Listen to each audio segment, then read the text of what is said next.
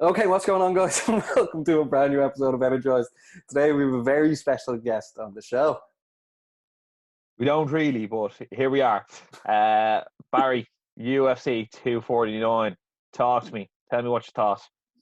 Roscoe, UFC 249 was on over the weekend. Yeah, look, we actually did something cool for it as well. We got a Zoom meeting going, and then we legally streamed it as well. So we had some of the lads on as well.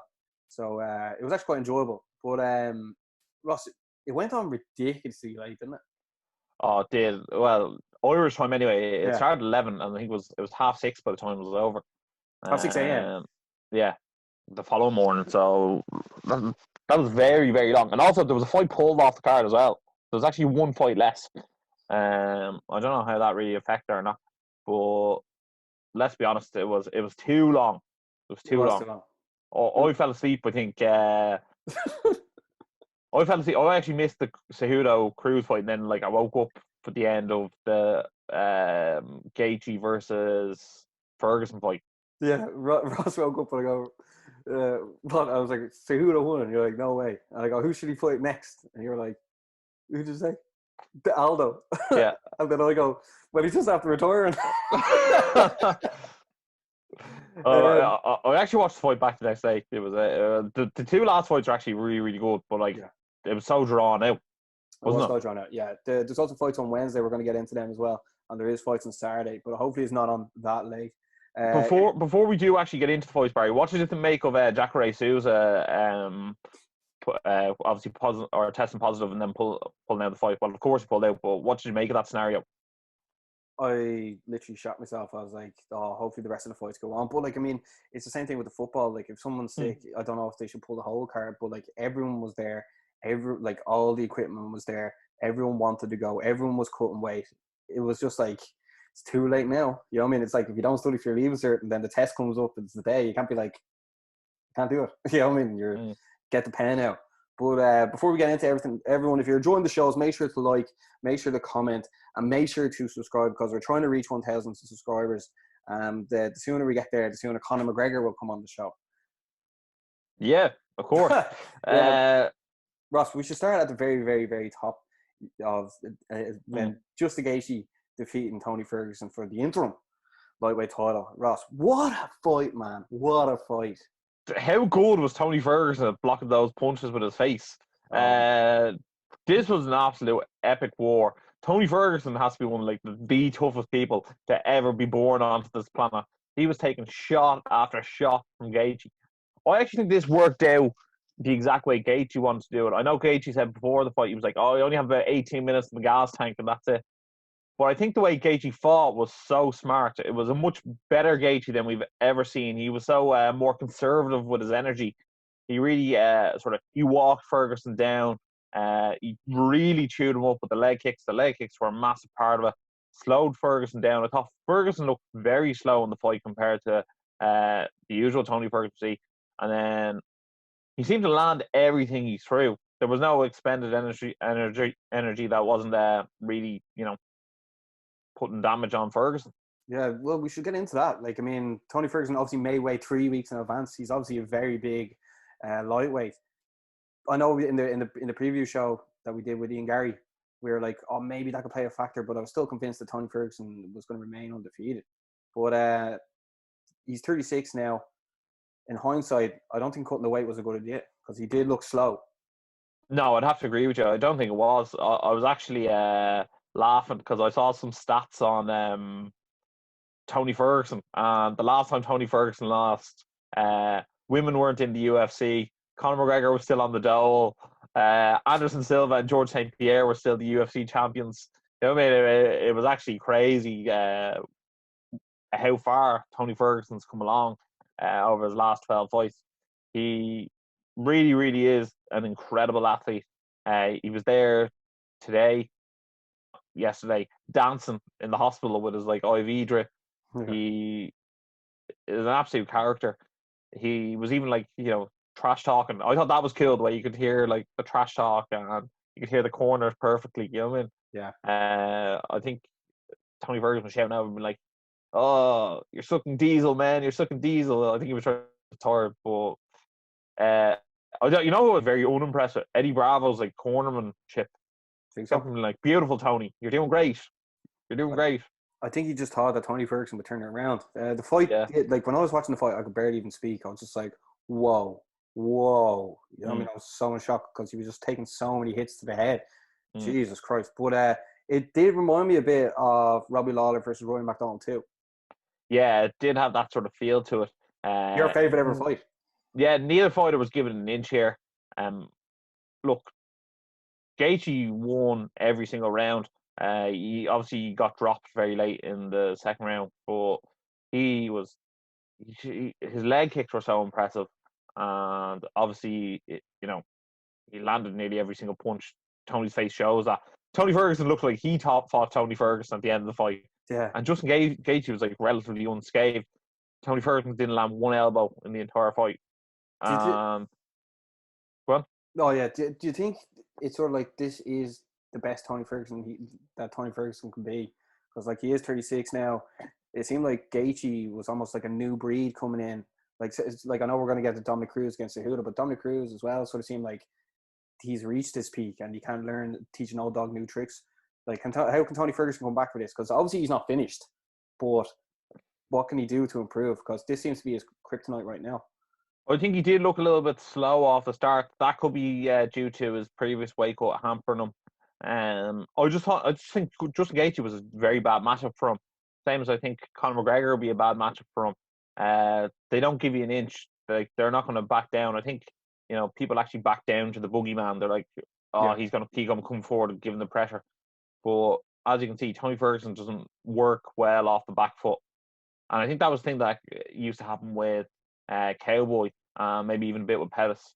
When you put them on the back foot initially, they're not as effective, and that's what Gaethje did. Yeah. So, what's next for both lads? Well, I think Gaethje's going to fight Khabib. They have the same management, so it should be a fairly easy deal to get done. Gaethje's actually going to be a very interesting style match for him because he's obviously top Division 1 wrestler, so you have a very good takedown defense. He also has very good leg kicks as well, so it'll be interesting to see how that fight goes. I don't know if he'll be as one-sided as people might think. I think it'll be very, very competitive. Yeah, his striking is. I think his striking is going to be very dangerous for Khabib. Khabib sort of rushes in.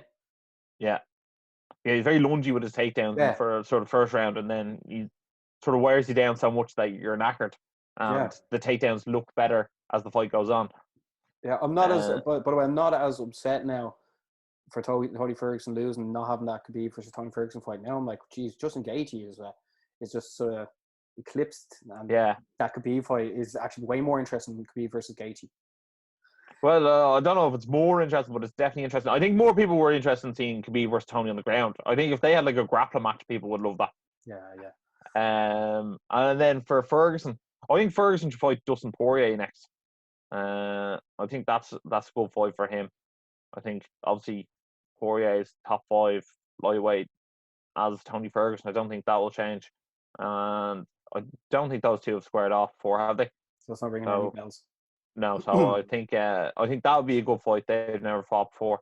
Obviously, Conor McGregor is there, but I think that'd be a bad matchup for Ferguson. I think if Justin Gaethje was able to do that to him, I think McGregor would put him to sleep.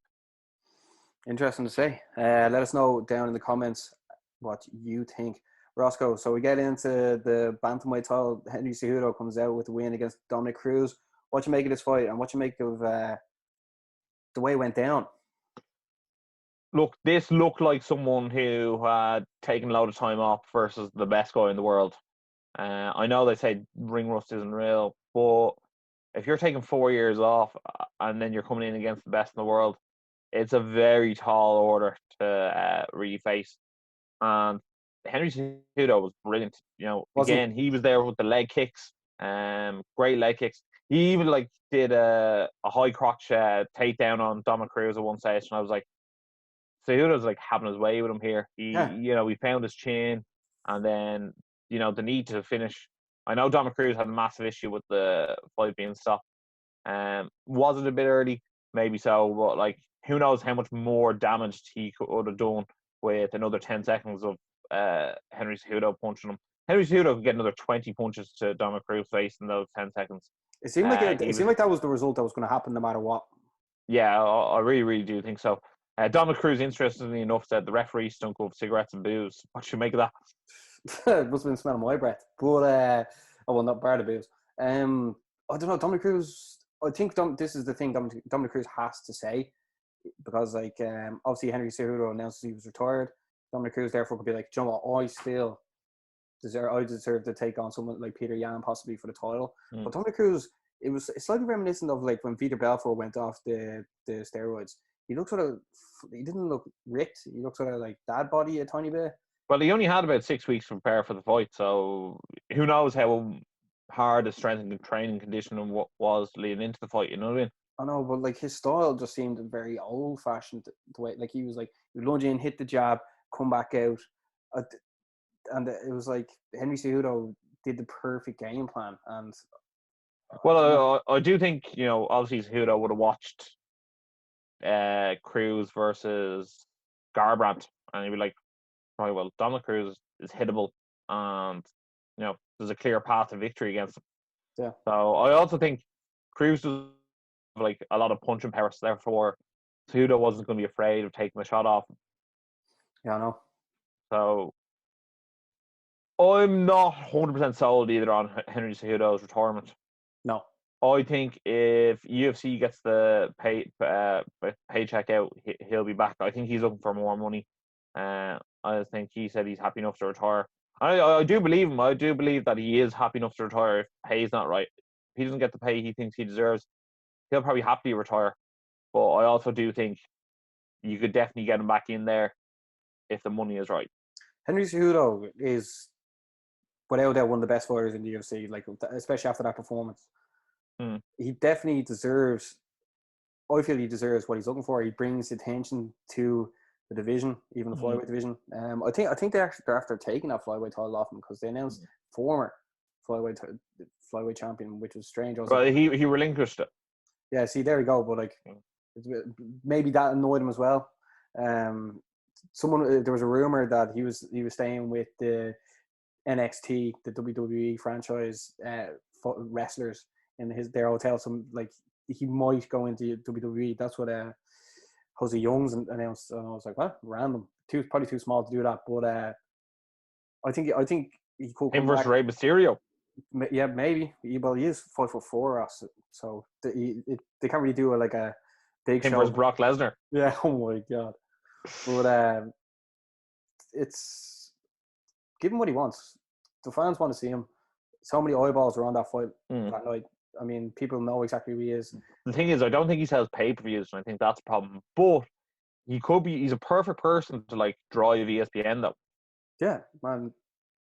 He was brilliant. And you know what? He's actually great for, like, he might not make the UFC a boatload of money, but he is someone who could help make the UFC more mainstream. Like, nothing is more mainstream than someone walking around with an Olympic gold medal and 2 UFC belts. You know what I mean? Like, people are like, that guy is cool. You know what I mean? Yeah. Even though he's not cool once you listen to him speak. Yeah. You know what I mean? Yeah, and his message is great as well. Like, I mean, Olympic champion, you know? Yeah. And you know what?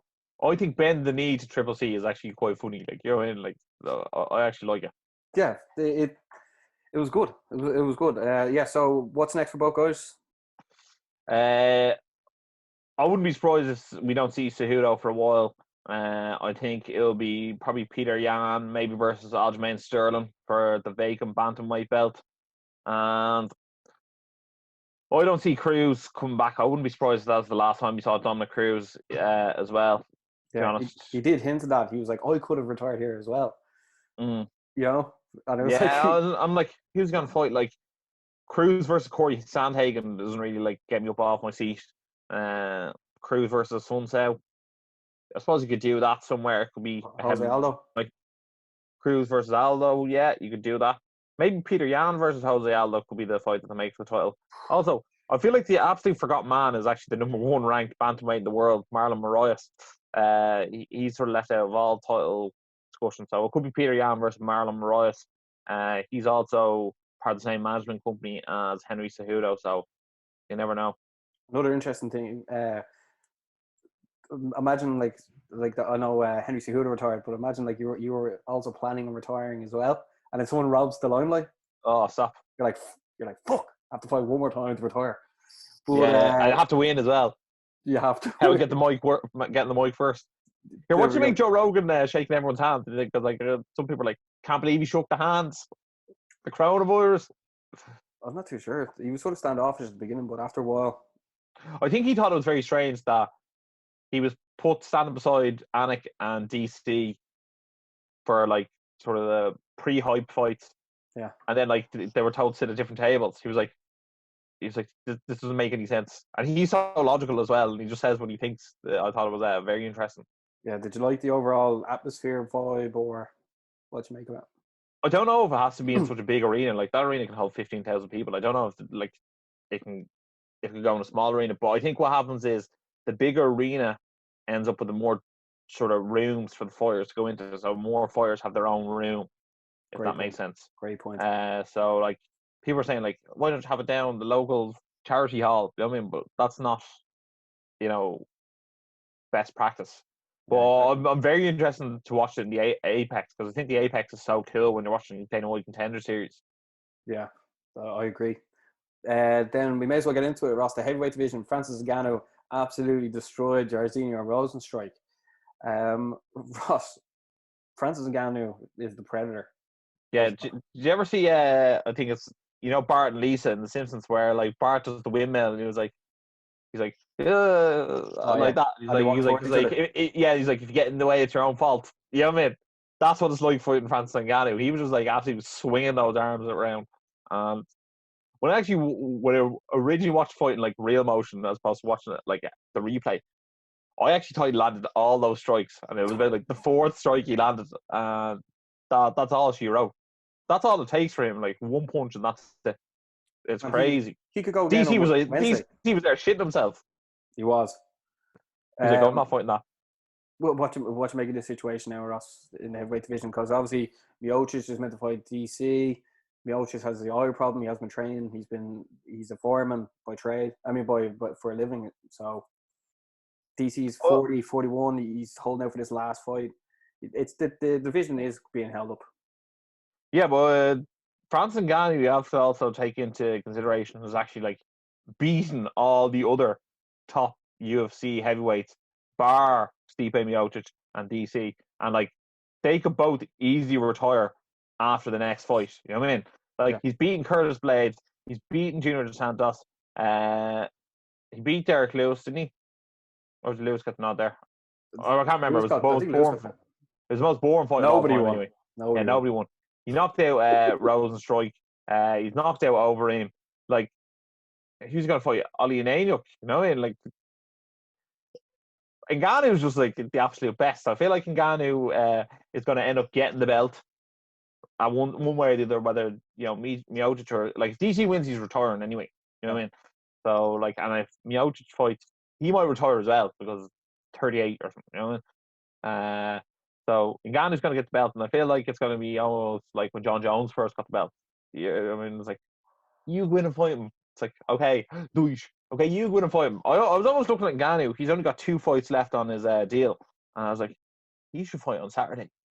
He should be like all fight on Saturday. Yeah. But like, because I'm like, I'm almost like, why wouldn't he just get another, 500 grand or whatever he gets? You know what I mean, on Saturday. He's going to be he's going to be a proper superstar for the company, isn't he? And first, he should hang around wherever all that is, because there is heavyweight fights on. So why not? I think Ben Rothwell's fighting. Yes. Over in St. Peru. Yeah. And then obviously Overeem versus Harris, like if one of them pulls out, like Ngannou could be like, right, I'll step in. Although I don't know how keen anyone would be to be like, right, I'll fight Ngannou on 4 days' notice. He's much watched fighting, Ross. Then another bit, like a great win for Calvin Kattar as well against Jeremy Stephens. What you make of this one? Yeah, he looked very, very impressive. He landed a massive elbow at one stage, and like Stephens landed on the right hook. That was like a bust to the face. Yeah, it was very, very impressive. I think to get Jeremy Stephens out of there is a very, very impressive feat. And I think the sky's the limit for Calvin Kattar. You know what I mean? He could go the whole way to a title. Yeah, his striking was brilliant. Massive shout out to Greg Hardy for winning one of the most boring fights of the night against Jorgen De Castro by decision. He was like, thanks DC for like the help. He was like, I could hear what you were saying. No, but that wasn't great to be watched. Anthony Showtime Pettis did get the decision win against Donald Cowboy Cerrone. Did you 100% agree with this result? No, I don't think Anthony Pettis did either. I think you could see after Anthony Pettis got the win, he was a bit shocked. I actually thought Cerrone did. He got a few takedowns in there. Thought he mixed up his striking better. Cerrone looked good. 29-28 Cerrone, to be honest. I feel a bit bad for Cerrone now because that's like a 4-fight losing streak he's on now. Yeah. Do you think he'll want to get that fight in again on Wednesday or Saturday? Who knows? Like, I wouldn't put anything past him, but again, like his last 4 losses are all to interim or UFC champions. So, Honda Cerrone. Here. Also, do you think Pettis will stay at 170 or will go back down? He did look a bit heavy in the division. I thought he looked a bit. Well, I don't want to say fat, but like he wasn't jacked. You know what I mean? I know. It's weird. Like that was a great fight to watch. Very entertaining. And I think what about Pettis versus RDA too at 170? That'll be good. I think for Pettis now, I think he just wants good fights. You know what I mean? Because if he's not going to go for the title, he wants names. Yeah. I think it's funny that like Pettis is like, right, well, I'm never going to be Khabib and I'm never going to be Usman, so I'll just fight. Like he'll probably jump between the division on like what's a nice fight for him. Yeah, well, that's good for fans, really, isn't it? And I think Cowboy should do the same. Cowboy should be like, right, I'm not going to win the belt, but I should do like fan-friendly fights. Yeah, that's a good point. Yeah, because that was a great one for the fans. In the heavyweight division, Alexei Oleinik defeated Fabricio Verdum, combined at the age of 84.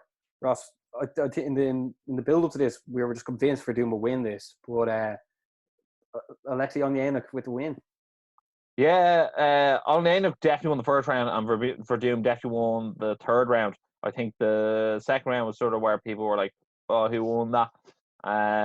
If I'm brutally honest, I think I was sort of leaning a bit with Verdum, but I wasn't too like miffed either way. Oleinik did a good job in the clinch. Did some nice sort of uppercuts and a few knees in there. Verdum did a good job of eating all them. He kept hitting them so many times. Verdum just didn't have anything to come back with. The heavyweight division is so funny because, like, who do you really match Oleinik up with next? Derek Lewis.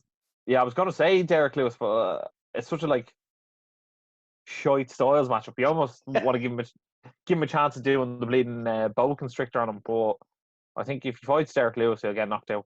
Yeah, maybe Curtis Blades. Yeah, that would be interesting because Blades will take him down, and then there's actually a bit of intrigue there. There we go. Yeah. Then Verdum just let us down so much with our bet as well. That was just I'm not happy with Verdum. Verdum can fight Junior Dos Santos in a rematch. There we go. Women's strawweight division, Carla Esparza won by decision against Michelle Watterson. This one was a very tentative fight, to say the least, wasn't it? Yeah. Esparza obviously was looking to sort of implement her grappling game, and Watterson was looking to keep her at distance. Look, where does Esparza go with this win, Ross? It sort of launches her into that, one or two off a number one contender fight. Maybe you sort of push her in there against Jessica Andrade. No? All right. I was like, that fight was just so uneventful, and the fights aren't good enough to watch. I'm like, here, look, whatever you do next. No offense, girls. Ross, we get into a proper knock. Vicente Luque defeated Nico Price in the third round. This was a back and forth, and this was brilliant. It really, really was. This one was one for the ages. It was back and forth like there's no tomorrow. It was blow for blow.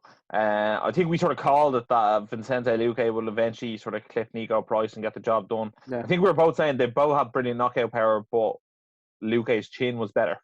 That sort of proved. Now, I know he didn't actually get knocked out, but I think with, 2 minutes left in the fight, and Nico Price having one eye left to look out of, I don't think it would have went too well for Nico Price to finish off. Yeah, where does Luque go from here now, Ross? It's a bit of an interesting one because he's been given the chance before to fight someone very upper echelon, and he fought against Stephen Wonderboy Thompson didn't go his way. But maybe him versus Michael Chiesa could be a fight. Although I know Chiesa said he wasn't that keen on fighting during the coronavirus. But maybe Jeff Neal is a good fight as well. There are two guys who like a bit of stand-up. All right. Then Bryce Mitchell got the decision win against Charles Rosa. This was absolutely insane. Jiu-jitsu practitioner. Yeah, how many times that fella tried the twister on him? Like, what is going on in that fight, Ross? Like, yeah, me and Barry were laughing at it, being like, "Geez, that looks like me and Barry when we're having a sleepover." Bryce Mitchell was so impressive. Yeah, he loves Arkansas and camo shorts. Hopefully, he gets to fight in Arkansas soon wearing camo shorts. He looks like he can go the whole 9 yards. To be honest, he looks like he could be the best grappler in the entire featherweight division. They could definitely attach an L, like rocket ship to him. I could see America getting behind him, which is something that America tends to not really do. Like they tend to they don't have a guy, if that makes sense. Joe be cool. American camo shorts for him. Yeah, that'd be brilliant. Yeah. Then I think him give him someone in the top 15. I think. Yeah, definitely. Then we'll finish off in the light heavyweight division. Ryan Spann against Sam Alvey. Wasn't a great fight to start off with. Ryan Spann looked very tentative. Got the win though. Yeah, to be honest, I won't say much more than that, Basmo. I wasn't overly impressed, to be honest. I thought it was fine. Yeah. It was a bit of a slow way to start off. There was moments where like, oh no, that's how I describe that fight. Yeah. So Ross, overall, what did you give the card itself? I would say 9 out of 10. Yeah, same here. Like brilliant fights, like some super exciting action. You know what? My highlight of the night and my disappointment of the night were almost the same thing. Like I think for me, like Ngannou's murder was the highlight, but also I sort of wanted to see that fight last 2 minutes. But obviously, standouts: Justin Gaethje, Francis Ngannou, and Henry Cejudo. It's great when the top 3 cards are the highlights of the night as well. Yeah, that was it, because remember it was 4 a.m. and there were still 4 fights to go. I was like, oh my god. And then Ngannou. Also, Calvin Kattar as well, great performance. Yeah. So let us know what you guys think of. Oh yeah, I have a message for the UFC. Stop putting Greg Hardy on the main card. He's fucking shite. Yeah, come on, lads. Yeah. So let us know what you thought of that card as well, because it was brilliant to have it back. But this Wednesday, UFC Fight Night is on. It's being headlined by Smith versus Teixeira. Ross, there's not as many fights on the card. There's Chase Sherman taking on Isaac Villanueva. Brilliant. All right. Hunter versus Brian Kelleher in featherweight. Brian Kelleher is actually good for the L submission, so I like him there. Yeah. Then Gabriel Benitez taking on Omar Antonio Morales Ferrer in the lightweight division. Oh wow, that fella's got loads of names. Exactly. Sahara Eubanks taking on Sarah Moras. Be interested to see Eubanks moving up the bantamweight here, so I'll be interested to see how she gets on there. Yeah. Then Michael Johnson's taking on Thiago Moises in the lightweight division. Honda Michael Johnson. Yeah, same here. And then headline the prelims is Andrei Arlovski taking on Philip Lins. I think Andrei Arlovski is the favourite here because Philip Lins doesn't even have an avatar. Philip Lins is from the UK, actually. I think this is his second stint in the UFC. No, he's actually from Brazil. I'm thinking of a different Lins. Andrei Arlovski. Andrei Arlovski by decision. Andrei Arlovski's looked pretty good as of late. Yeah. I know obviously he lost there recently enough to Jairzinho, your mate, in 30 seconds. But before that, he's been to decision so many times recently, which is he must be injecting some TRT into his chin or something. Yeah, he got plastic surgery and put a phone book into his chin. But then in the main card, Carl Robertson is taking on Marvin Vettori in the middleweight division. What do you expect? I'm going to go with Marvin Vettori just because Marvin Vettori's given Israel Adesanya his best fight. So that's good enough reason for me to be I think Vettori. I think Robertson's a bit cheeky on the missions. So we'll be interested to see that. So you're for the Italian stallion. Yeah. Ricky Simone is taking on Ray Borg in the bantamweight division as well.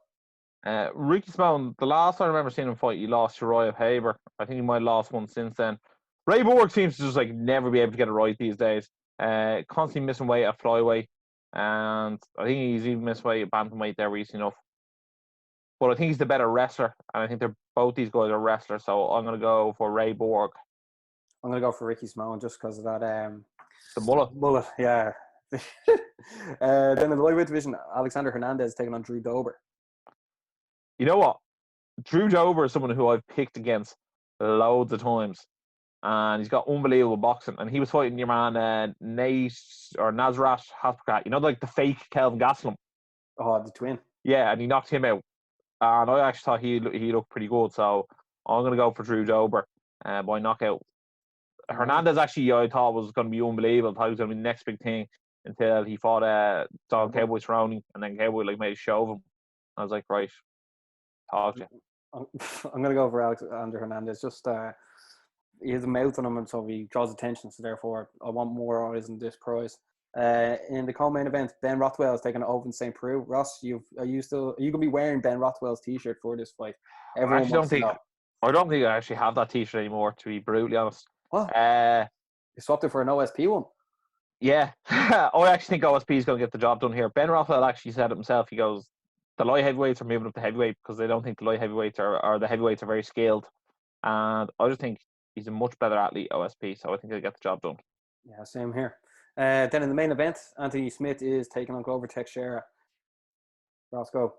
I really like Lionheart Smith, especially considering he won his last fight against a home intruder or a home invasion person. So I think he's Glover Teixeira. He's very old now. I think he's 40. A lot of miles on the clock. Yeah, the only thing is he's very good at the sort of the takedown and holding people down. In fairness, he's on a bit of a career resurgence. He's won his last 3. He beat Armei Ion Kotibla and Nikita Krylov. So, they're decent wins. But I do think Anthony Smith is just that bit more explosive. So I expect to get him to knock out at some stage. I'd agree with you there. I'll go for Anthony Smith in that one as well. That is going down on Wednesday, ladies and gents. So make sure to check that out. We will be watching it as well. But Ross said you think it's going to be the same times Saturday, do you? Similar times. I can't believe that because it's on Wednesday. Who knows? Look, I prayed to God it's on earlier, but we'd only, hope. Yeah, it says here 2 a.m. start.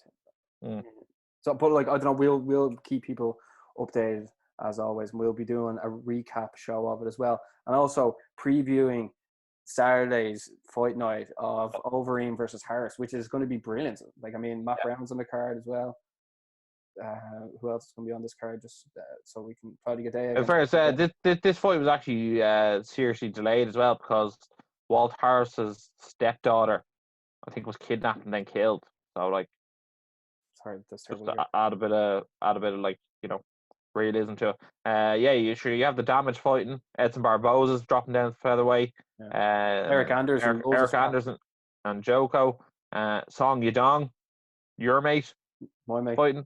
Yeah, so I actually think Saturday has good scraps. Yeah, we're going to be doing a preview of that as well. But Ross, MMA is back.